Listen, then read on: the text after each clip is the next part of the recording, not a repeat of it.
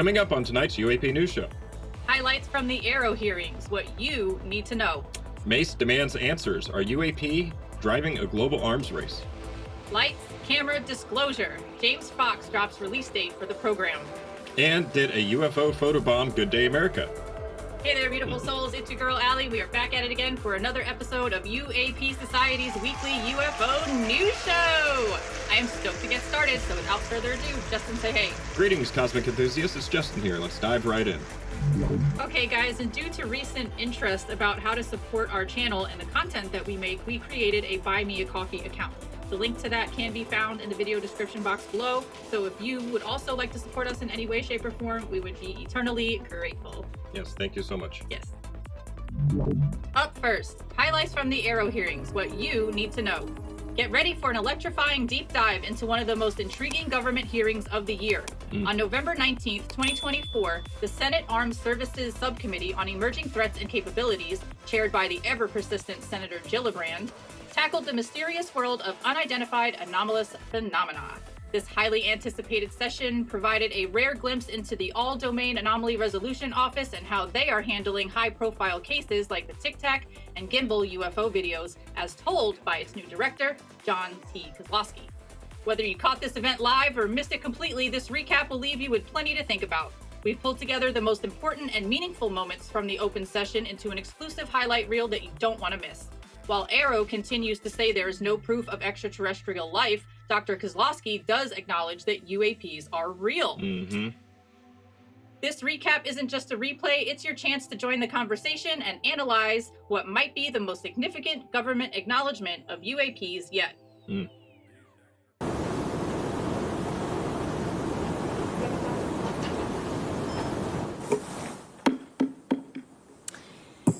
This hearing will come to order.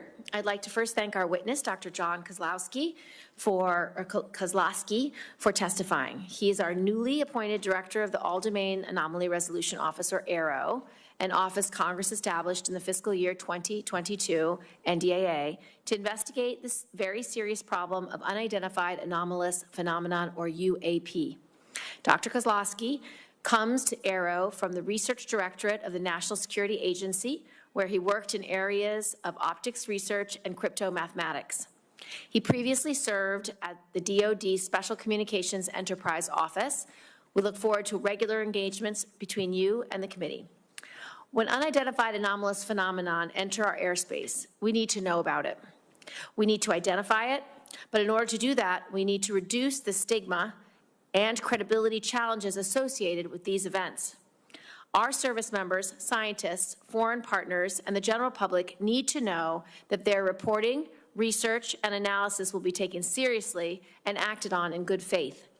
In the spirit of transparency, AARO recently released a consolidated annual report just a few months after releasing the first volume of a historical record report in March of this year. These public documents help highlight the challenges still facing this office, including the lack of timely and actionable sensor data, the need to revisit cases placed in the active archive, and the importance of improving reporting sources, both in the interagency and internationally. In this hearing, I want to probe a series of specific issues. First, as incidents at Langley and elsewhere have demonstrated, unmanned aerial systems, or UAS, continue to pose significant threats to our national security. In addition to safety of flight issues these UAS create for our own pilots and air crew, the UAS present clear and undeniable counterintelligence concerns around some of the most sensitive airspace. While standard UAS are not part of AARO's mission, your work on sensors at military installations across the country will be critical to making sure that we have the domain awareness necessary to accurately identify and track these objects. I expect your office to also pay close attention to any anomalous characteristics that these systems could present in the future. Second, I look forward to your presentation of 3 case studies demonstrating cases that AARO has resolved, including the Go Fast, which is one of the most prominent UAP cases. However, I believe it is important to acknowledge ongoing public interest in the Nimitz incident, the Gimbal video, and other prominent UAP cases, and for AARO to share what it can about those cases as well. It's also important that AARO speak to unresolved cases and what types of anomalous activity have merited further analysis. And while I know AARO has gone through a period of transition over the past year, it is important to share these disclosures, both resolved and unresolved cases, with the public, even when a Senate hearing is not scheduled.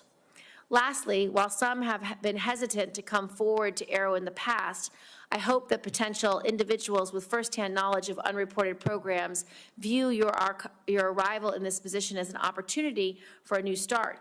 AARO was created by Congress to do this work.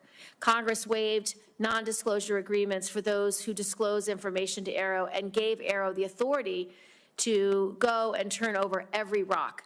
I hope those with information to share use this opportunity so that we, as your senators who represent you, can do our jobs.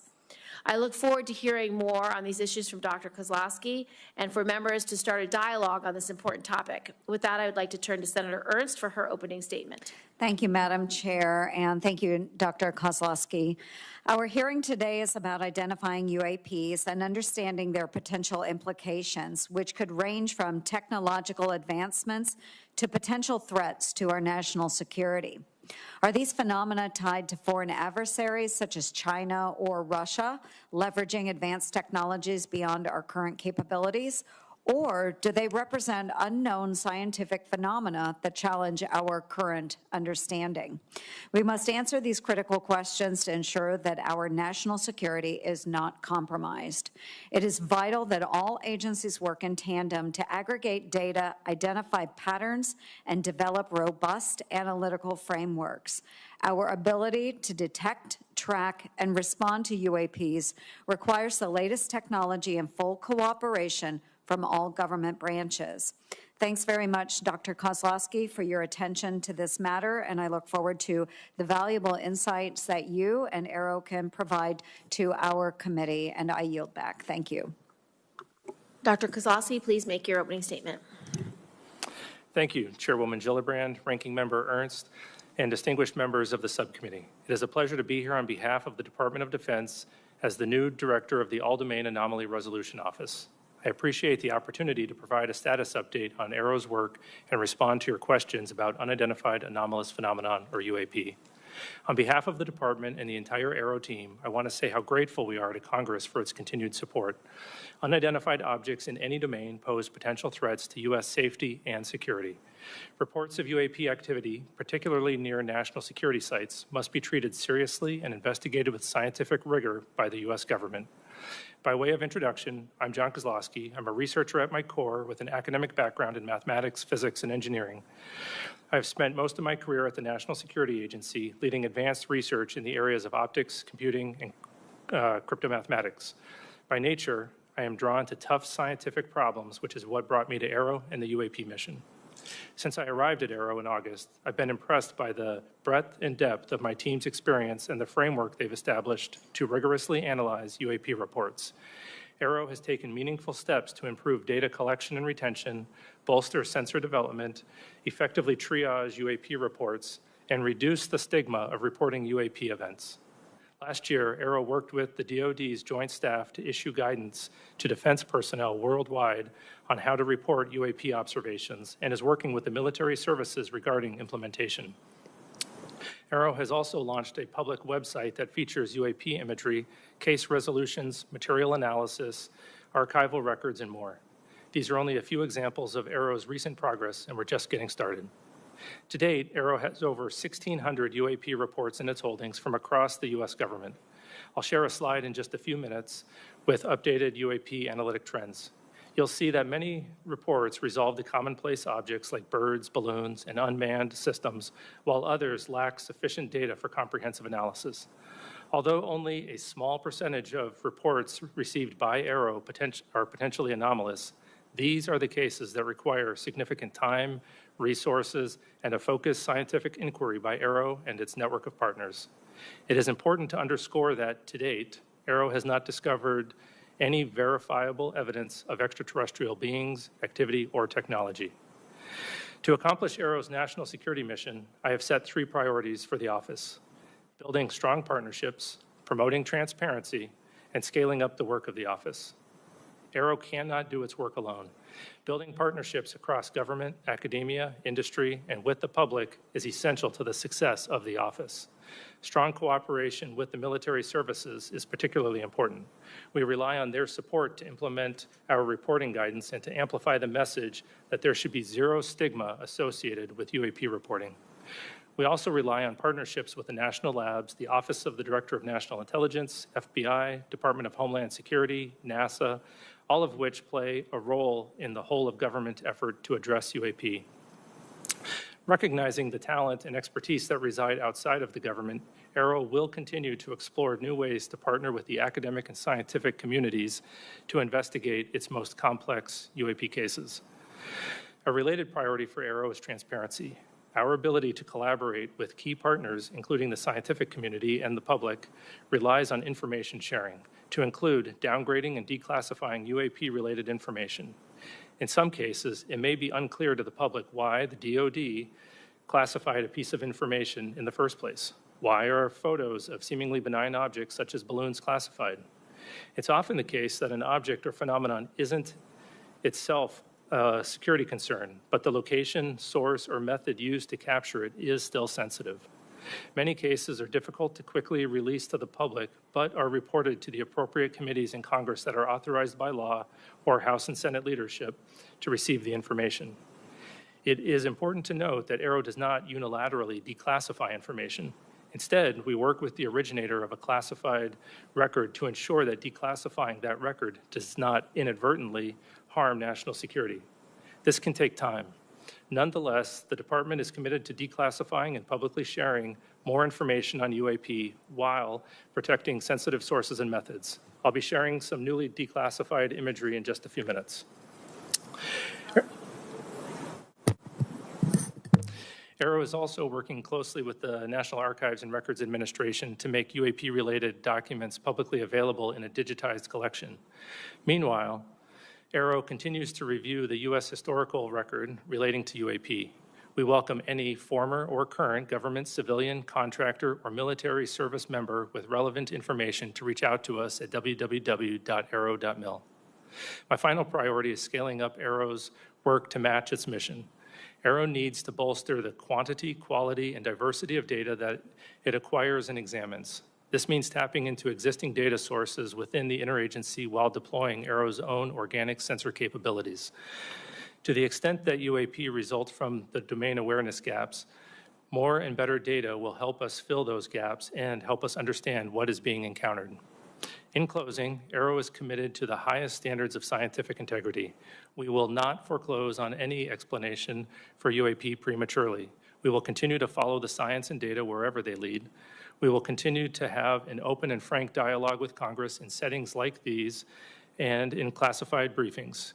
We will continue to keep you fully and currently informed of all UAP information, active or historical. And finally, we will share as much information as possible at the unclassified level to inform the public of AARO's activities and its findings. For now, I'd like to turn to a brief presentation of UAP trends and cases, and then I'd be happy to take questions. Okay, this chart represents the UAP reporting since 1996, and as has previously been discussed by AARO, that sensor placement seems to have caused a bias in our data, both geographic and at altitude. On the left side, it shows the altitudes, and we'll see it's a bit cut off. We'll see that most of the reporting occurs between 15,000 and 25,000 feet. That happens to be where most of our sensors are. In the center, we'll see that the resolved cases have the vast majority being balloons and UAS. We're seeing a great increase in satellites recently, particularly with the launch of mega satellite constellations such as Starlink. And on the rightmost, we'll see the morphology or the shapes that have been reported. The majority have been lights or orbs. We think that there's going to be an increase in the lights with the mega constellations, but our most interesting cases, some of which I'll discuss later, are actually the shapes such as the triangles or the cylinders.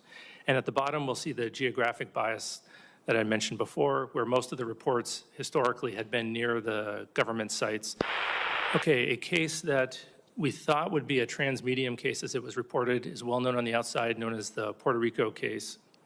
It was data collected in 2013 when a Customs and Border Patrol aircraft observed an object flying near an airport in Puerto Rico. We assessed that it was actually flying over the airport the entire time. And this video was taken with infrared, and what appears to be the transmedium part where it goes into the water is actually where the temperature of the water is equal to the temperature of the object, and the camera can no longer distinguish between the two. It's not that the object actually goes into the water. And so we assessed that the object, likely a pair of balloons or sky lanterns, was floating at about 7 knots over the airport and descending to about 200 meters. The go fast was captured the public attention and congressional attention when it was made public in 2017. Looks like an object flying very fast over the water, very close to the water. Through a very careful geospatial intelligence analysis using trigonometry, we assess with high confidence that the object is not actually close to the water, but is rather closer to 13,000 feet. If it is closer to the platform at a higher altitude, a trick of the eye called parallax makes it look like the object is moving much faster. And so we've written a detailed paper on parallax, released that on our website so that the public can literally check our math on this analysis. An interesting case, which I don't believe the public is familiar with, is captured in 2018 from a UAV flying in the Mediterranean, watching Mount Etna as it was erupting. And it appears that that object is flying through the plume of superheated gas and ash. And through very detailed 3D modeling and pixel-by-pixel analysis of the object as it's traversing across the clouds, they assessed that the object was actually 170 meters away from the plume and not flying through it. With that, I'll take your questions. Thank you, Dr. Kozlowski. I appreciate your testimony. It's been widely reported that individuals claiming firsthand knowledge of unreported UAP programs have been reluctant to engage with AARO. What message do you have for those individuals, and how will you work to gain their trust? I would let them know that Congress has gone out of its way to create the organization AARO specifically to conduct these sorts of investigations, and has uniquely empowered them to have access to all UAP-related information, whether that's historic or current.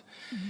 And we take that responsibility and those authorities very seriously. And so we have been reaching out to a broader community, encouraging folks who had talked to AARO personnel in the past and maybe felt uncomfortable to come back to us.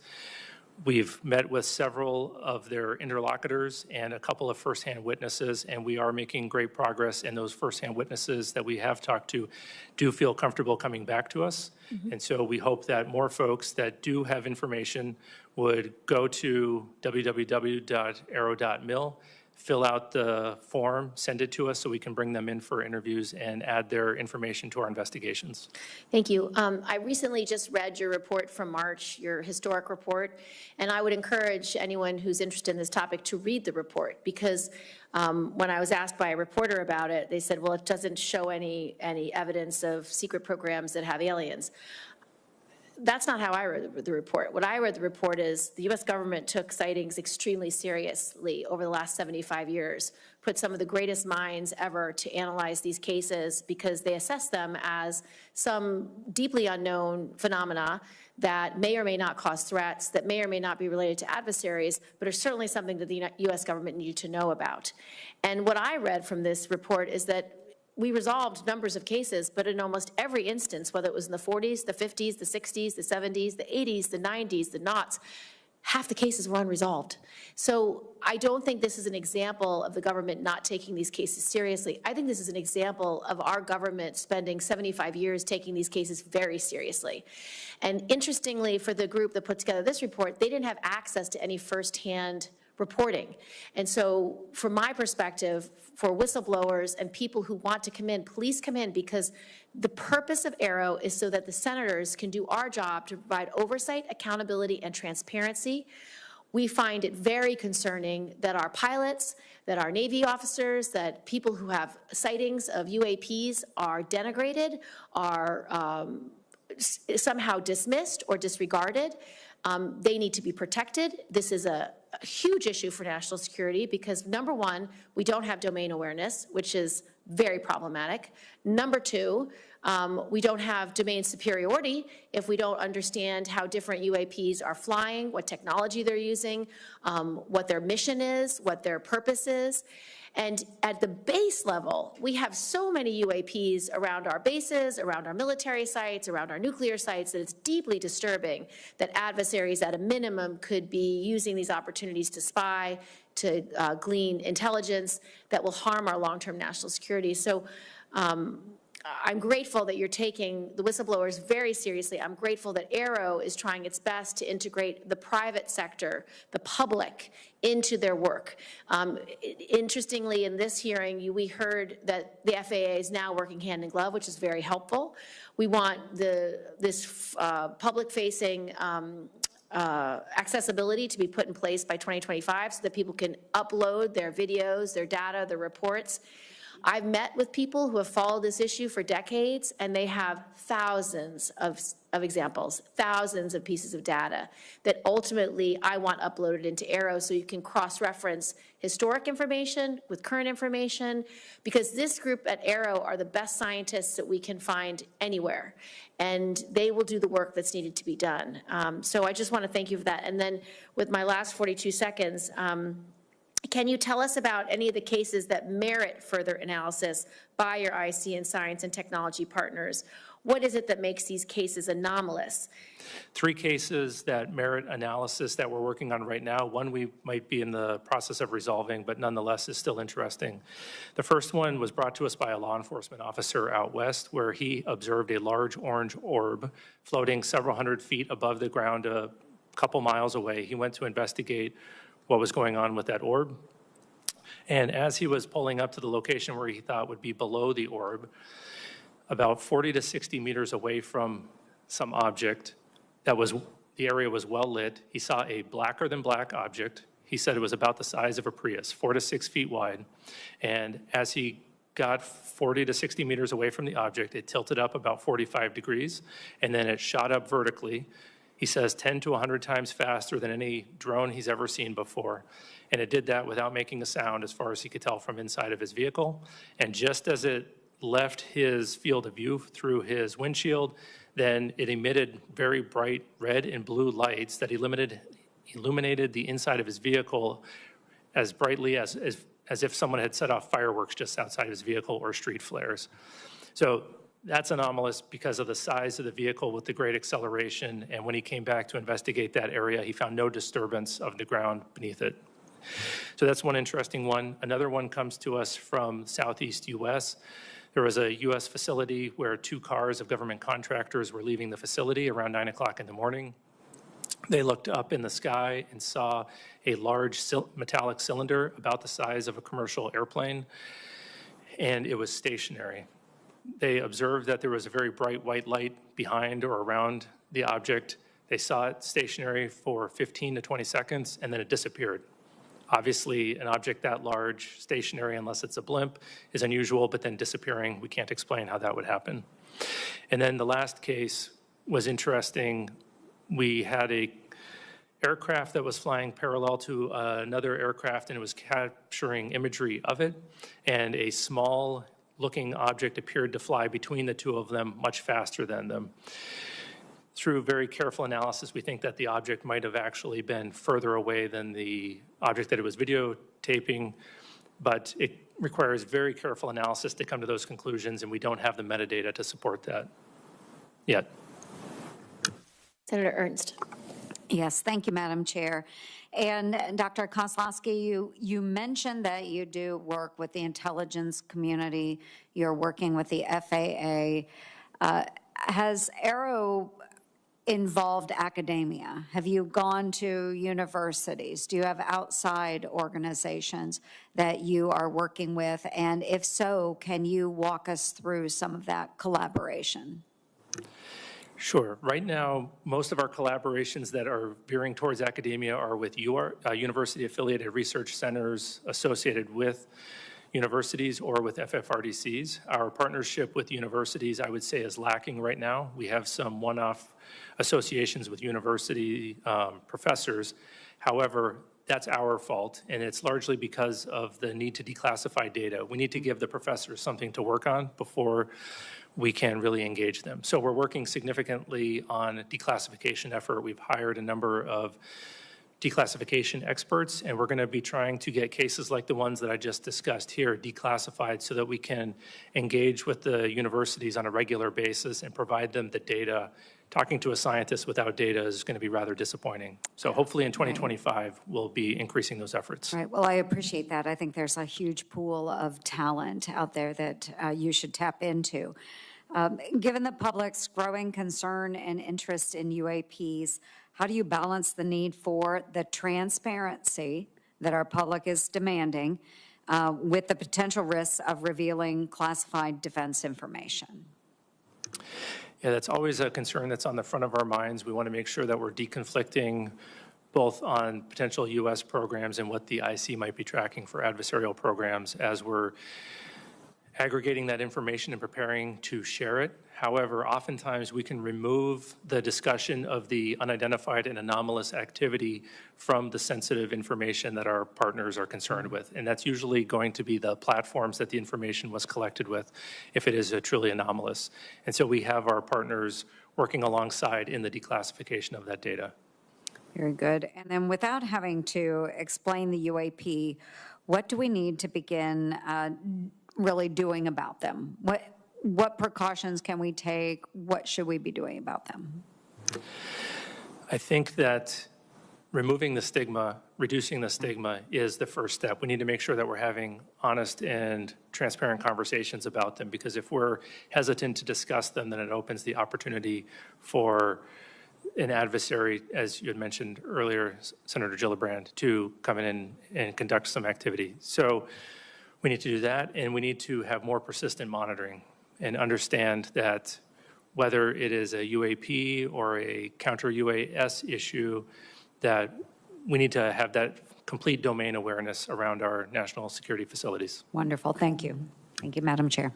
For pilots and operators who have reported a UAP, what feedback, if any, has AARO provided to these individuals related to what AARO is doing with their report and how the report has been resolved? How does such feedback or lack thereof impact the frequency of UAP reporting?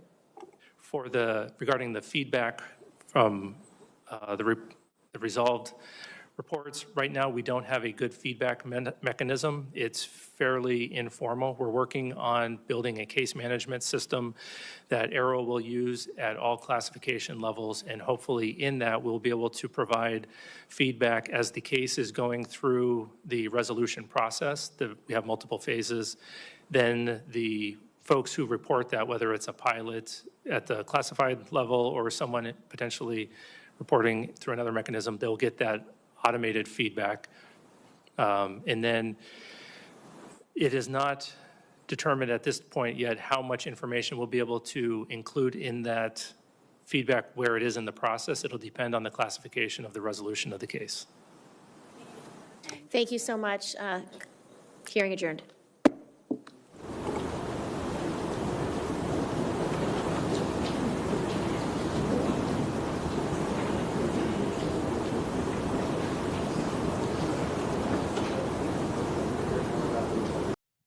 All right, that was pretty interesting to say the least. I thought it was absolutely hilarious that Sue Go was right behind him, looking at him like a pit bull, Dude, about to attack. She had that boombastic side eye down pat, y'all. She had that going on. Right. I mean, talk about censorship. You know, I mean, she's sitting there ready to crack the whip, you know, if he gets out of line. I mean, it's pretty hilarious. Yikes. I mean, yeah. the vibes coming off of that lady must have been intense, because, I mean, I felt it through the screen. I know, right? She was you could just feel like, his nervousness a little bit. Oh, yeah, he was super nervous. He was super nervous. Yeah. You know, I was, honestly, he said a couple of things that leave me very hopeful. Go for it. Shoot. Okay. Let him know. All right, so a few things that I'm hopeful about is, one, he said that not everything is a bird, bug, or balloon. And Yeah, he did say that. Yep, and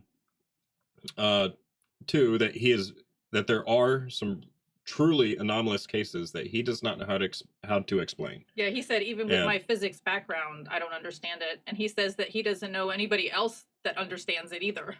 Right, and you know, that's, that's a lot more than Kirkpatrick ever said. You think so? Okay. Absolutely. Yeah. So Kirkpatrick fans. Oh man. I'm so glad he's out of the picture, because I feel like he's not completely out of the picture though, because he keeps popping up. Yeah, but I feel like he was rants. mocking the whole thing. Oh sure. That I feel like he was. That's why I have increasing so much disdain the for the dude. He's just like. Yeah, his attitude and the way that he was answering the questions was kind of smug, in my opinion. Okay. And I feel like he only added to the stigma. Okay. He made it to where first-hand whistleblowers did not want to go to AARO, and some of them still don't. And I feel like a couple of the things that Kozlowski said, as far as reducing the stigma and reaching back out to those first-hand whistleblowers to try to get them to trust AARO again.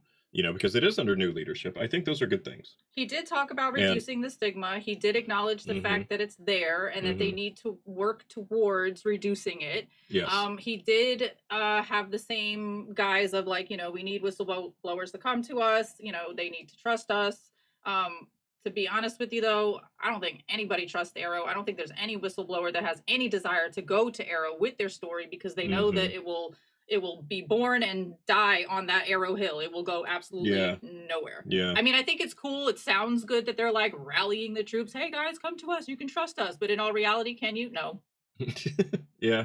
I mean, that's my opinion. Right. I'll state that that is my opinion. Right. All right. So what did you think about their resolution to the Go Fast video? I have one big issue with it. Why did they not talk to the pilot that filmed that footage? Yeah. I mean, why did they not talk to him? Because I feel like they didn't. Did they say they did or didn't? Yeah, because Ryan Graves is friends with the pilot that filmed that video, and he said that he never talked to him. Yeah, that he did not talk to AARO. Why? I feel like that could have added, some pretty important context.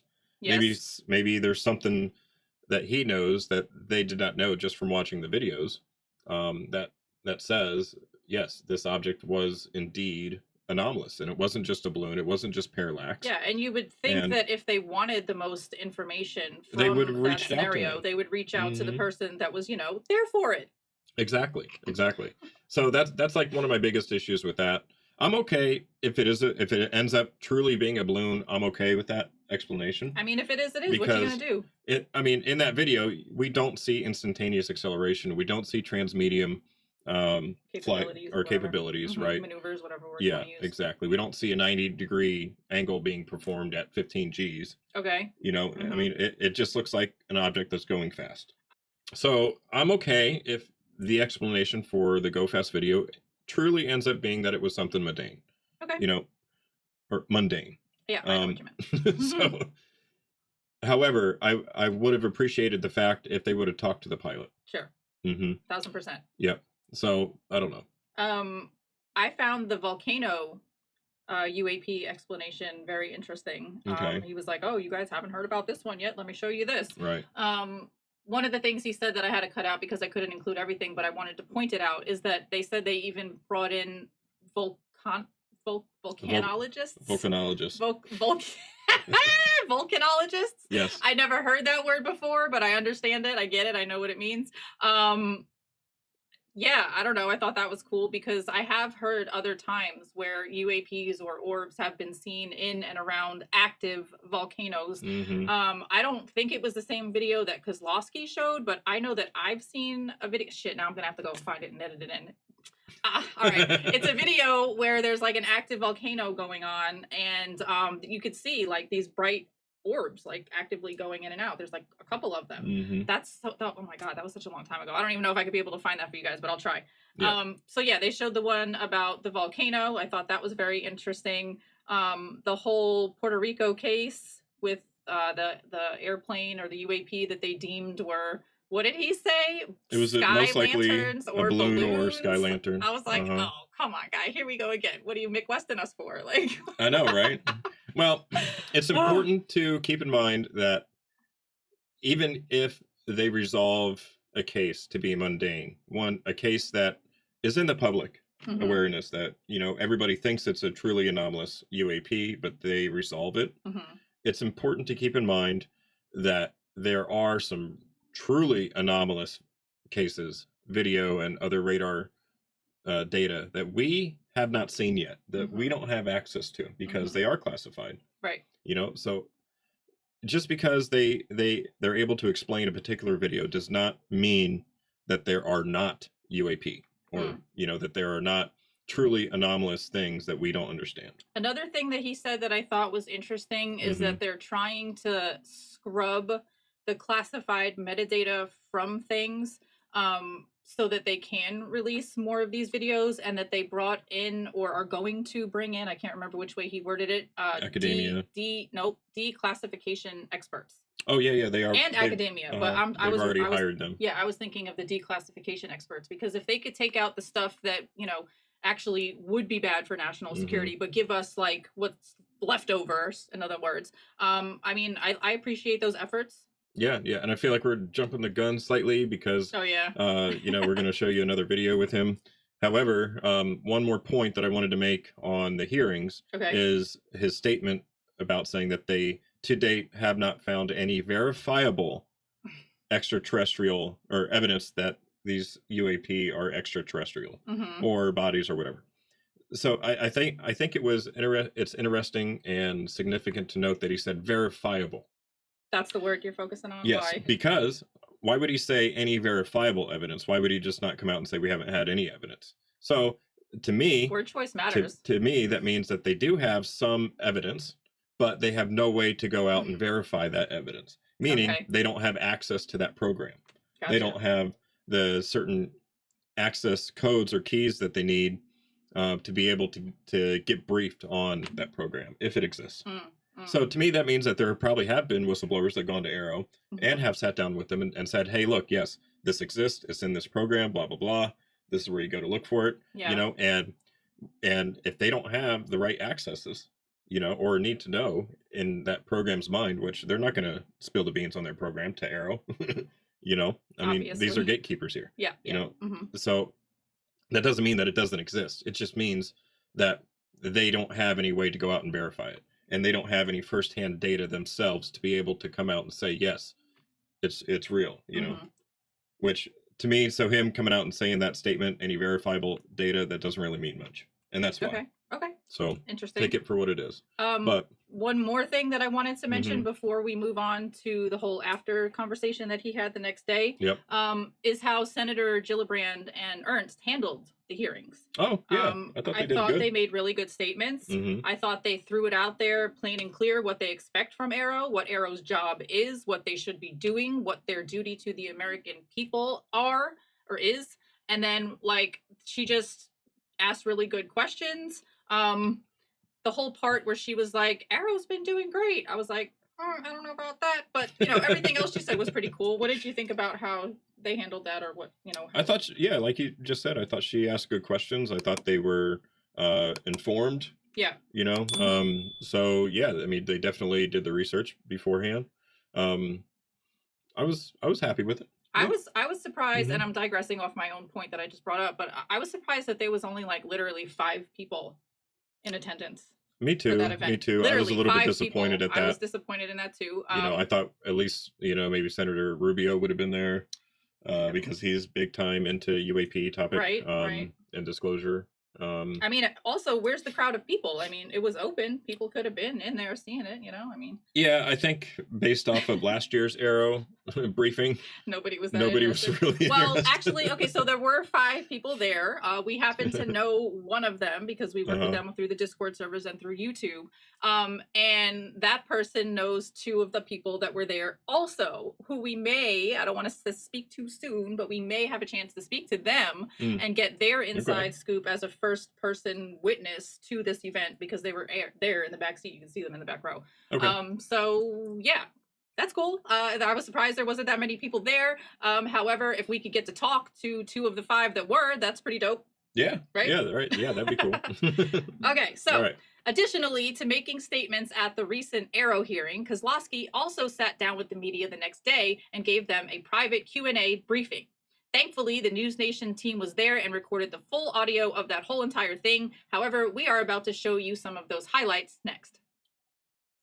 but we don't understand them well enough to say whether it's a breakthrough technology, a misunderstanding of the sensor performance, or something else. I mean, a skeptic might say that, if you just because you can't explain it isn't a reason to assume that it's not a breakthrough technology, or, by definition, a breakthrough technology would be something that you don't have. If you don't have it, you can't explain, right? Agreed, 100%. So we're not ruling it out. We're open to that as an explanation for it, but we're just not attributing breakthrough technology as the explanation to it.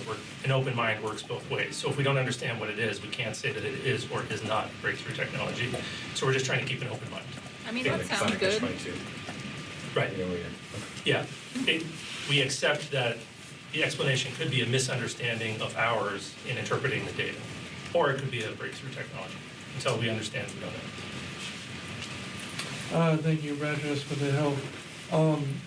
Have you found anything that might be a breakthrough technology? I know you're saying you don't know if there are breakthroughs yet, but something that might be a breakthrough technology near the military sites, some of those sightings you've seen near the military sites, have you found anything that might be that, or have they all just been drones and UAS? Definitely not all just drones and UAS. So we have several particularly interesting cases. We're working on, within the office, working with our partners to downgrade several of those cases so we can talk about them publicly. But there are interesting cases that my physics and engineering background and time in the IC, I do not understand. Mm-hmm. That's very important. Yeah, that's what I was talking about earlier. But those near military sites and facilities? Until we get the information approved for release, I'd rather not say where those sightings were, but definitely interesting sightings. Hi, Louis Martinez with ABC News. Thank you for doing this, and welcome. Thank you for coming. Yes. I'd like to follow up on the earlier question about incidents you cannot explain based on your broad experience. A couple of follow-ups on that, please. Were these all within the last year? Were these all at the same location? Were you looking at video evidence? Or what are the metrics that you're looking at that you cannot explain? Great question. So of the cases that I'm thinking of, there's a variety of them. The cases that are top of my mind are spread out over the last year and a half. I'm sure that there's some other anomalous ones a little further back, but the ones that I'm particularly most interested in, last year and a half, there is some video The footage. last year and a half, so it's active. For a few of the cases, not all of the cases. So it's not just eyewitnesses, but in each of the cases I'm particularly interested in, there were multiple eyewitnesses and there is additional data to go with them. It remains to be seen whether or not that additional data is going to be sufficient for us to either resolve the case, understand whether it's a UAV, bird, or balloon, or say something substantive about the nature of the unknown phenomenon. So we're still trying to understand whether or not there's more data available, because we get the data that comes in from the witnesses, but we also go through a bunch of other sources. Whether or not we can enrich the data that was brought to us and then build a better case. And what are some of the characteristics, or is there a trend among these things? And are they extended period incidents, or are they very quick? In each of these cases, they were not extended. The cases that I'm thinking of, there was no commonality across the different cases, different morphologies, so orbs, cylinders, triangles. In one of the cases, it has been happening over an extended period of time, and it is possible that there's multiple things happening. There could be some UAV activity in the environment that's getting confused or conflated with the UAP activity, so we're trying to tease that out right now. And just to clarify, earlier you said Langley was UAVs. The Langley incidents would not be among what you're describing. Correct. Constantine? Thanks. Constantine Turpin with military.com. So one of the sort of key criticisms, I think, around this issue from the hearing yesterday was government transparency, lack of government transparency. I mean, can you sort of speak to that critique and whether you feel that AARO is being overly secretive, if you guys are working on being more transparent, sort of address this criticism from the Hill that you guys are emblematic of a government that overly classifies everything? And Yeah, it's an understandable concern, and I like how he comment. My wife would like me to self-reflects. share more about the UAP incidents too, but all right. I guess it's on the record now. So the fundamental issue is that AARO receives cases from our partners. And in most cases to date, because we've been working through the services, those partners are providing data that is gathered from sensitive platforms, and we need to make sure that we're protecting the sensitive sources methods, not introducing vulnerabilities to their operations. So even though that there's nothing inherently classified about the existence of a UAP, we have to protect that information.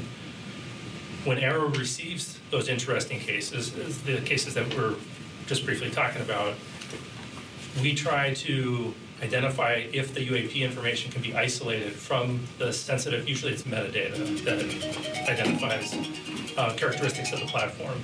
And we work to downgrade that material as much as we can. But we can't do it unilaterally. It has to be in partnership with the folks that brought that information. That is a very deliberate process, as you can imagine, to make sure that we're not releasing sensitive information. So we have taken significant steps to speed that up. All right, so I was pretty happy with some of the things that he said there, for sure. Mm-hmm. It wasn't just all, everything is a bird or a balloon, like they've come out and said. And he did say that there are truly anomalous cases that he doesn't know how to explain, and it's going to take academia to get involved, and the public to be able to help resolve some of these cases. Mm-hmm. Mm-hmm. And those are the cases that I want to see.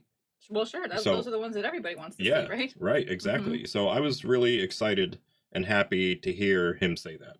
I thought it was funny. He mentioned how his wife wants him to be, how his wife wants him to be talking about UAPs more. He was like, "What?" Because it's like he started to say it, and then he's like, he retracted a little bit. He's like, "Well, all right, this is going to be on record, but whatever." But Yeah. I thought that was really funny. And I also made some notes for myself so that I could share with you guys what I got from that conversation. So the first thing that they spoke about was breakthrough technologies and military sites, and if there's any connection between that.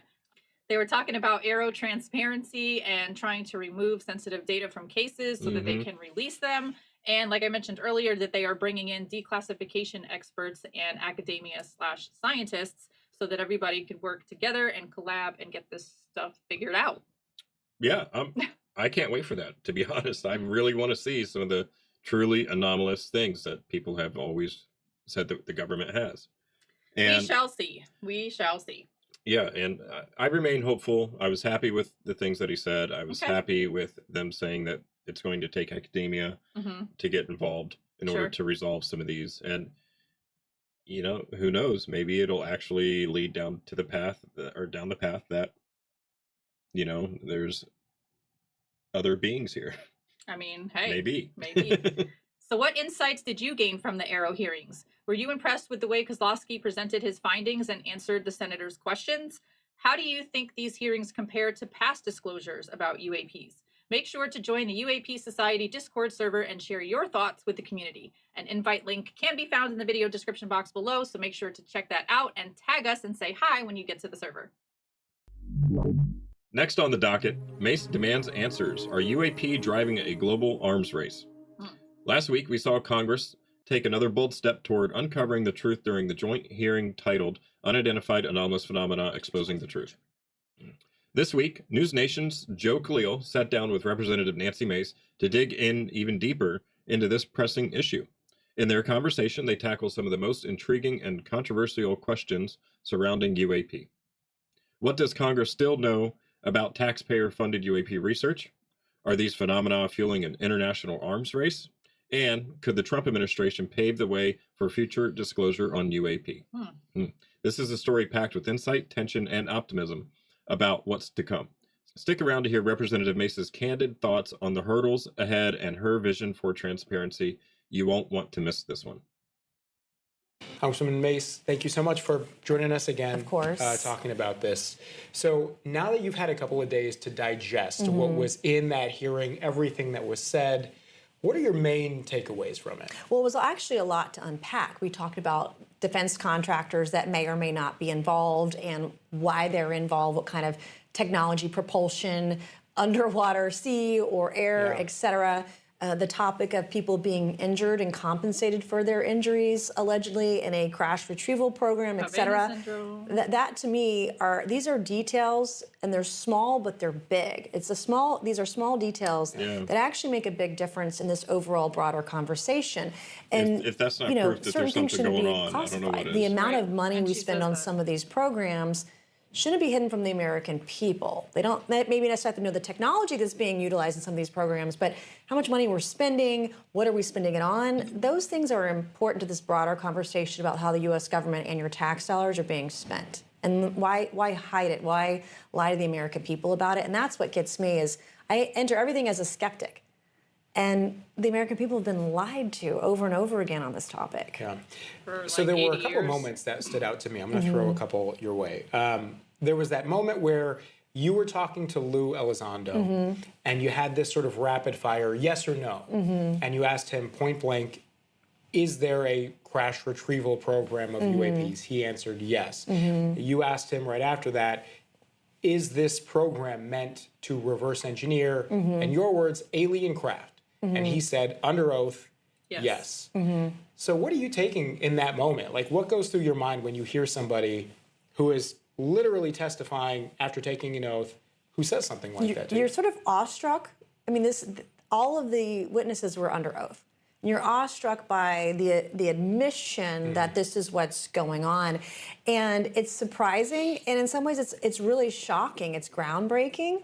And now I'm even more curious. I got a stack of files dropped off to my office on Friday. I spent the weekend pouring through unclassified government documents about some of these programs. And so it leaves us with more questions than answers.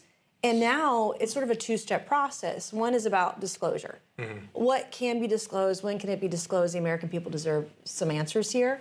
And then also, how do we protect whistleblowers? How do we get more information? How do we get people to come forward, credible witnesses to come forward? Because some of the witnesses we had last week, it wasn't firsthand. They're using government documents, government witnesses, whistleblowers, et cetera. But I would love to see some of these whistleblowers come forward with their firsthand accounts, especially former military, former pilots, people that are on submarines that have seen some of these things, these fast movers, whatever they are, that they have nicknames for them when they're out to sea. It's interesting. And I want to ask you about the challenges with getting whistleblowers to come forward. But the curious reporter in me cannot ignore that you said you got a bunch of documents that were dropped on your desk. It's like, spill the thesis. What you got? Kind of things? What kind of things are you seeing? What are you reading through? What are people sharing, with you on this Well, topic? they're declassified government documents, some from the FBI, some from the U.S. DOD and U.S. military army specifically, where there is an admission that there are things that they have seen that are unidentified, they can't identify them, that there is a program, that there are crash sites, that there are things being retrieved. In fact, I saw one note. It was between the FBI and I believe the U.S. Army, where there was a handwritten note saying, we will help with this program. We want access to the crash material. We want access to the site. We want access to the vehicle or whatever. And who's that from? That was from the FBI to the U.S. Army to DOD. You've probably already seen it. So some of this is actually new for me, and I'm learning, and I'm not, and from my perspective, it's like, they continue to lie to us. Like there's that AARO report this year that said, actually, there's nothing that's unexplained. Well, scientifically, it's not zero. Right. It can't possibly, statistically, they be didn't zero. say So you there's know right nothing off the that's bat, unexplained. the U.S. government is lying to you. So there was another AARO report that came out the day after your hearing that even contradicted last year's AARO report. So you're right to point that stuff out. I think. I mean, scientifically, got a it new can't be. director. There are going to be things that are unexplained. Right. It could be a weapons program. It could be Russia. It could be China. It could be anything. It's not zero though. Right. And then again, just last week, they've acknowledged actually there are several that we cannot explain at Hundreds, this point. So, yeah, in fact. hundreds. Right. After now a year and some change of hearing these kinds of things, having people drop stuff off on your desk, do you find these stories credible? Many of them, yes. I mean, especially when I'm talking to a former service member, especially when I'm talking to someone who has seen something they can't explain. AARO has interviewed individuals and didn't include it in their report, right? And so you have to ask the question, the skeptic in you has to say, why is the government lying about this? And so I find the former U.S. military folks, the folks that were read into some of these programs, Lou Elizondo said last week he couldn't say, if he was not read into a program, I would imagine the answer would be no. But he can't affirm it publicly, I guess. But especially our military members, I've had military members of my family who've been pilots or been deployed and have seen things that they can't explain. Yeah. And in years past, decades past, if those people came forward, they lose their jobs. And we want to create an environment where people are not ashamed. It could be easily explained away or not. And so if there are crash retrieval programs, I'd like to know how much money we're spending on it. Congress deserves to know that. If people are being compensated for their injuries due to exposure to whatever toxic chemicals, radiation, whatever at the crash sites, we ought to know that too. Yeah. Has anyone been really harmed? I've heard about potential TBIs, traumatic brain injuries, et cetera. Like, if they're being compensated for it, why lie about it? If there's no there, then why are we compensating people for something that doesn't exist? It's perplexing to me. What we have not heard yet is from anyone who has said they have directly worked on these things, right? We've heard people who say, I've heard witnesses, or I've talked to them, but no one that has said, my hands have been on a craft or a piece of a craft, or I was directly firsthand. I'm a firsthand everybody witness always sleeps to on this. Lazar, dude. Have you heard from those kinds of people in private settings? And is there an effort to try to get that kind of person to come forward in a congressional hearing setting in public? Well, that's why we want to protect whistleblowers. I've heard of individuals who would like to come forward but are scared or afraid. And so we have some work to do to protect people. Look what they did to David Grush.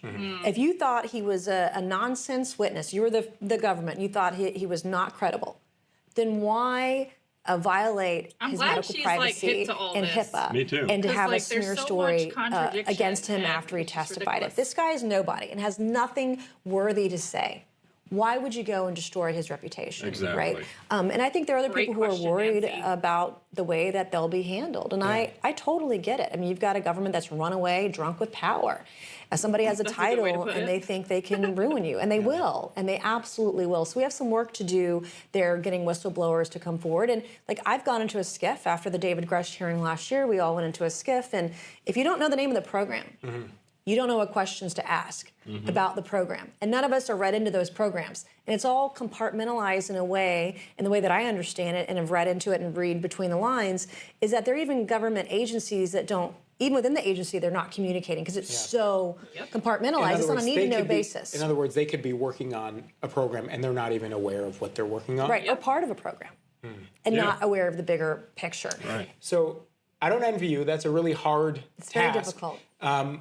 How do you get around it? How do you encourage whistleblowers to come forward? Well, I'm hoping with the new administration that there'll be a more open-mindedness to disclosing things, even if it's a little bit at a time. I'd be okay with that. Okay. Maybe it would be dates that individuals saw certain events or unexplained aerial phenomena, the amount of money we're investing into some of these programs. More disclosure on this will be the best foot forward. And I think with the new administration, with the right mindset, we can make progress here. You talked about the Trump administration incoming. I've heard a lot of people, regardless of their political affiliation, who are familiar with this issue, say that they are hopeful that maybe more disclosure is possible because some of the nominees, John Radcliffe, for example, seem to be more open to point, Joe. that kind of thing. Are you hopeful? Have you by chance talked to someone like a Tulsi Gabbard? Or I have communicated with folks that I believe will be going into the administration. We have overclassified information. We do it all over the place in every agency. And we should start putting more information out there. And with those that are going to be confirmed for some of these positions, I've already started communicating a desire to say, here's a way to disclose, having some kind of controlled disclosure. You don't have to say everything, but the American people, and especially Congress, we do deserve answers to some of this. What kind of money is being spent? How's it being spent? Are people being injured? Is there a retrieval program? Is this an arms race? And where are we? If this is an arms race, then where are we on? Are we winning it? What have we learned from it? There's a lot here to unpack, especially I sit on House Armed Services Committee. And, agencies shouldn't be hiding technology from other agencies. We should be working together, right? So I have already started to have those private conversations with individuals I believe will be appointed to certain positions. That was a great conversation. Mm-hmm. Great conversation. That gives me so much hope. I know. To see her being like caught up to speed, she's like finally learning the names of things. She's like making the connections. You could tell she's got like a whole bunch of puzzle pieces on her desk, and she's finally got a group of them together enough that she's seeing part of the big picture. Right. You know, I'm not saying she understands like everything. I don't know if any of us understand everything, to be completely honest with you. But I'm glad to see her getting caught up to speed and making the connections and wanting to know more. And I love that she said that every time they go in to get answers, they come out with more questions, because that's how I felt going on my spiritual awakening journey. Right. Every time I went down a rabbit hole to get an answer to something, I came out with 50 more, and I was like, well, shit, this is gonna take all damn day, ain't it? You know? But now they know the name to one of the programs, Immaculate Constellation. Yep. You know, and so now they can take that information into a skiff and go ask about that program specifically. So you know, they have a little more ammo now, so to speak. So I'm excited. I'm happy that she's already communicating with some people that are going to be appointed. Oh, that's something we'll get to a little bit later disclosure, too. John Radcliffe, right? Yep. Is one of them. Tulsi Gabbard is another one. And I feel like there was somebody else we mentioned last week too, but I can't think of who that was. Matt Gaetz, but he is not able to be confirmed by the Senate for some reason. Oh. So he withdrew his nomination, I guess. Oh, I didn't know any of that. And then he nominated Pam Bondi. Okay. I think. I have no idea for the job. Okay. Anyway, and Matt Gaetz has also announced that he is not going to be returning to Congress either. So I feel like we're losing a voice there, to be honest. But, you know, it is what it is, and I'm sure that he'll still fight for UAP transparency. Right. I hope so. But anyway, I mean, I'm just optimistic with all of these people finally, like, they got a bug up their butt about it now. It feels like people that never had this on their radar before now do, and they got a bug up their butt about it because they could sniff out the BS. They could tell that this is just one big giant lie / cover up / controversy. If there was nothing there, crimes of humanity, for God freaking sakes. If there was nothing there, why go through the effort of discrediting individuals? Why are we paying for somebody's medical bills if that never happened to him? Right. You know, I mean, why are we getting declassified documents, you know, from the FBI to the Army, you know, talking about unexplained anomalies? You can't make this stuff up, guys. You really can't. I don't see how people can say that this is all just circular reporting from a little tiny group of individuals, you know, and I don't see how you can say that at this point. There's just too many different aspects to disclosure in the UAP phenomena for it to be just that. Yeah, and something else that I want to point out too, it's like you can completely take the alien aspect out of this. Right. And just focus on the money. Even if you don't give a shit about UAPs, aliens, other life, whatever. Everybody understands money, right? So like if you have all of this missing money, like a bunch, a shit ton of missing money, and you have this freaking thing that has never ever passed an audit. Right. It's like, hello.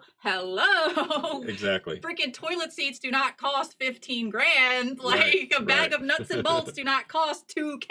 I mean, when you look at the receipts, it's like baffling. Yeah. You know, just to refute that last statement, I'm in aerospace. So here we go. There are actual nuts and bolts that do cost a lot of money. However, like a wing bolt, you know, could cost up to this 40 grand. Guy, do you hear this shit, you guys? I mean, I'm serious. Anyways, yeah, your point still stands. You know, thanks, babe. Yeah, all right. Point still stands. Oh, look, I made a Nancy Mace pun with the babe thing. Oh, you did. Yeah. Okay. All right. Yeah. Okay. Moving on. Nancy Mace mentioned concerns about UAPs potentially sparking an arms race. How serious do you think that threat is, and what could the global implications of it be? What's your biggest unanswered questions about UAPs after watching this story? Now that both hearings are over, what's your biggest unanswered question? What could disclosure of definitive UAP evidence, extraterrestrial or otherwise, mean to you personally? Let us know in the comment section below. Up next, lights, camera, disclosure. James Fox drops the release date for the program. Get ready, UFO enthusiasts. The long-awaited documentary, The Program, has finally dropped its release date, and it's causing a buzz across the cosmos. Directed by the acclaimed James Fox and featuring heavy hitters like Peter Coyote, Chris Mellon, and whistleblower David Grush, the film dives deep into the bipartisan congressional push to uncover what intelligence agencies really know about UFOs, now officially called UAPs. As if that's not enough excitement, James Fox gave attendees of the Soul Foundation's 2024 symposium an exclusive sneak peek at the documentary. This 2-day symposium, held at the San Francisco's historic Fort Mason Center, was jam-packed with groundbreaking discussions on the scientific, societal, and governmental implications of UAPs. From prominent figures in academia and government to technological visionaries, the event explored what UAPs mean for our future, revealing the radical changes these phenomena could bring to science, culture, and our very sense of self. A tweet from James Fox says, "It comes with great pleasure to finally announce the release date for the program, December 16th. What a ride it's been. Thanks for all your help and continued support. Please help spread this far and wide. Let's go." Let's go, James Fox. Let's go. All right. Additionally, James Fox also tweeted this. "Thank you, Whitley Strieber, for taking a moment to describe your thoughts on the program, which was screened at the Soul Foundation last night. What a wonderful night it was." All right, let's watch that video. Yeah. Okay, I'm standing here with none other than Whitley Strieber, and he He just looks so watched cute. the program last night. Whitley, what did you think? I was awed. The program is just exactly what is needed right now. It is a brilliantly put together and extraordinarily convincing documentary. I think it's one of the best I've ever seen, and I'm so proud of you, Gene. How much money did I pay you to say that? Only $15. Lunch. Oh, that's so cute. They're Right? so funny. Yeah. I'm a little jelly that those guys got to see a sneak peek. That's like the second Me sneak too. peek of the program we've heard of, and we're still sitting out here waiting for December 16th. Right. But at least we finally have a date Right. to look forward to now. Yay! And we know somebody personally that was there. Yes, we do. And watched it, so we're excited about There that. may be other things coming out of that. I don't want to say too much Right. again, so I'm just going to zip my lip this time. Okay. But good things might be coming from that. Right. Thank you, Dr. Branco. Jeez! All right, other information coming from the Soul Foundation Symposium is this. On X, UAP James said, President Trump received a UFO briefing from former UAP Task Force Director Jay Stratton. And that was per Dr. Eric Davis at the Soul Foundation Symposium on November 22nd, 2024. So he just said that. To me, that's pretty big news. A couple to me. days ago. Yeah, I mean, hey, Right, Trump's talking to these Air Force pilots. Trump's talking to, people. But he never said that he was formally briefed. But he has talked about right. But some. this is big though. With Jay Stratton being involved. I mean, And it was revealed that Jay Stratton was the person responsible for deleting Tim Gallaudet's emails during that whole event that happened that we just listened to last week. He has come out and then said that it was Jay Stratton that deleted those emails. So I don't know, take that for what it is, but I'm laughing because I got to ask a follow-up question through our unnamed person that you just named about that omission, and the answer is interesting. Yeah. I can't say it yet though. Yeah. I can't say it yet, so stay tuned. Not yet. Stay tuned. Yeah, coming up. But yeah, so that's very interesting. I feel like we should highlight the fact that the Soul Foundation Symposium just happened. It's directed by Peter Skafish and Gary Nolan, and there's a woman whose name begins with M, but I can't think of it right now. Forgive me for not knowing it. But there was a bunch of really cool key speakers, and the Soul Foundation to me is super important because it brings together a whole host of people from all different areas, all the right kind of minds in on this UAP subject at the same time, fighting for disclosure, and I'm all about that. So, Absolutely. I really cannot wait till December 16th. I know. I want to so watch the excited. program I want to so watch bad. it. Me too. I know. I mean, they've been building it up for over a year now. I know, and all these people keep getting these teaser screenings, and I'm just like saying that it's great and wonderful, and it's really going to move the needle. I mean, I'm excited for it. Me too. We should you have know, a watch party. We should, yeah. We should have a program watch party. Hey, stay on the lookout for that, y'all. Hey. Yeah, that'd be cool. Right. All right, so with the program on the horizon and insights from the Soul Foundation Symposium fresh in our minds, there's never been a more exciting time to explore the UAP mystery. How does James Fox's sneak peek screening at the symposium shape your anticipation for the program? If you could ask James Fox just one question about this documentary, what would it be? The Soul Foundation Symposium highlighted radical changes that UAPs could bring to society. And my question to you is, what's the most surprising shift you think that we might face? Let us know in the comment section below. You know, the thing that I would want to ask James Fox is what did he learn over the course of making this documentary that he did not know before? Ooh, I would love to know the answer to that. Me too. That's a good question. Maybe we could ask him. Hey, maybe. Let's send him a message. All right. And last but not least, did a UFO photobomb Good Day America? Huh. Seems like it. What started as an ordinary morning news segment on Good Day America turned into a jaw-dropping moment that has everyone talking. During a live shot of the Hudson River in New York City, something truly bizarre happened. A fast-moving object suddenly appeared in the frame, made a sharp turn directly toward the camera, and zipped out of sight. Was it a bird, a drone, or something not of this world? We've analyzed the footage, slowed it down for closer inspection, and now it's your turn to decide.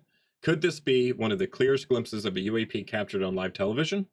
Let's break it all down, review the evidence, and explore what this moment could mean for the ever-growing discussion around unidentified anomalous phenomena. All right. On X, user Think Tank tweeted, "The Fox News UFO is not a sun glare. Let's see for ourselves." Claiming there was an incomplete environmental review prior to launching the plan. Claiming there was an incomplete environmental review prior to launching the plan. It comes out of the left side in case you guys are wondering where it originates there from. was an incomplete And look, you can see it starting already. Environmental And there it makes a turn. Yep, it's turning right now. So it can't be sun glare. Coming towards the camera. To launch Straight down the Hudson. Plane. I don't see wings. Zoop. I don't see no flapping. I don't see no anything wings. flapping either. I don't know what that is. I don't know what that is either. It's very interesting, It though. doesn't seem like it's a balloon because it makes a sharp turn. Right, it comes out, it goes. Zoop. I mean, I guess a balloon could make a turn if the wind pattern blew was correct, but Yeah. you know, I mean, that seems kind of out of the norm for balloons, Okay. in my opinion. I don't see Agreed. any wings flapping. I Nope. didn't see any sort of like bug wings or anything. Okay. I don't know what it is. I don't either. I find it very interesting though when stuff like this pops up on live feeds. It's like, if it is, let's just play a mental game for a second and consider this. Like, if it is a manned craft by NHI, right? What if they know that there's a live feed running and they're like, hey, this is our opportunity to get on the Humans TV channel real quick, and they're just like, let me zip down the Hudson, and they just bloop, pop in the screen. You know what I mean? Because Yeah, like I don't it know, happens, it happens at coronations, it happens at Blue Angel shows, it happens. You know what I'm saying? It Okay. seems to happen when Yep. there's live feed occurring. It happened at the airport when those guys were there with the plane from the president coming in. I can't remember what that event was called, but it's in my brain. It lives there rent free, so I know what I'm talking about. Over LAX. Yes, over Okay. LAX. Thank you so much for clarifying that. Otherwise, people would have thought I was crazy. But yeah, so it seems like these things show up on live feeds, and I just what if they know what So they're doing? Like, that's my question. the Let's video- just play with that thought for a minute. That video, to me, obviously, most likely was probably recorded from a helicopter. Okay. From the news station's helicopter that was flying, down the Hudson. I don't know what it is. It didn't appear to be a drone. I mean, I guess it could have been, but that would have been a pretty small drone. And normally you would see the arms going out from the middle of the drone with the propellers on them, with the props on them. I didn't see that. So I don't know. What do you guys think it is? Yeah, we'll show you some still shots right here real quick so you can see them again for yourself. But yeah, I mean, tell us what you think. Yeah. All right, so what are your thoughts on this video? Are we looking at a certified UAP or something else entirely? If you're unsure and need to watch it again, you can find the link to this video along with all the other sources featured in this show in the video description box below, so make sure to check that out. For everybody that's still sticking around, we just wanted to say happy Thanksgiving. It's coming up in the next couple of days. Yep. And so I'm very much so looking forward to it. I don't know about you, but I Yeah, am. so for those of you that celebrate Thanksgiving, we just wanted to say happy Thanksgiving, and that we are thankful for you as our audience and the people that contribute to this disclosure process. So yeah, I'm thankful for you guys. What are you guys thankful for? Let us know in the comment section below.